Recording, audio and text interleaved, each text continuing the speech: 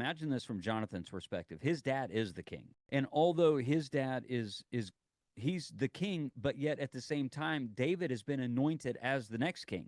But Saul is still the king. And yet Saul had given it up. he hadn't given it up. And so then there's this whole thing that ensues, and a little cat and mouse, and Saul's trying to kill him, and David could have killed him and he didn't. He tries to show, whether it was showing honor, to just cut his, he's in the middle of a cave.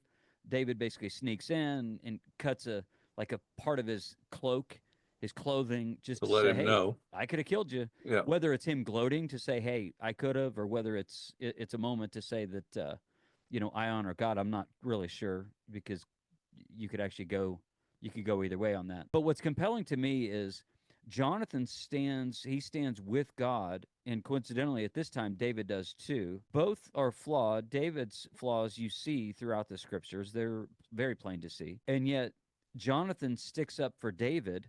Again, you mentioned the arrow, which is, it's just, guys, if you haven't read it, you need to read 1 Samuel 17, 1 Samuel 18. Honestly, even the chapters outside of that, just very compelling reads Yeah. for men. And so you just kind of see this friendship not just develop, but you see the strength of it, where Jonathan literally risked his life for his friend David, Yeah. against his dad. Like, that's amazing to me.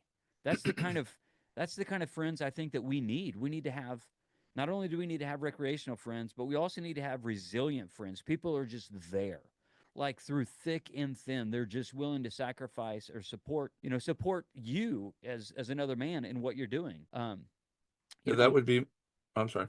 no, I was just going to say, it's like, even the scripture tells us in the New Testament that Jesus said, greater love has no one than this, than one who would lay down his life for his friends.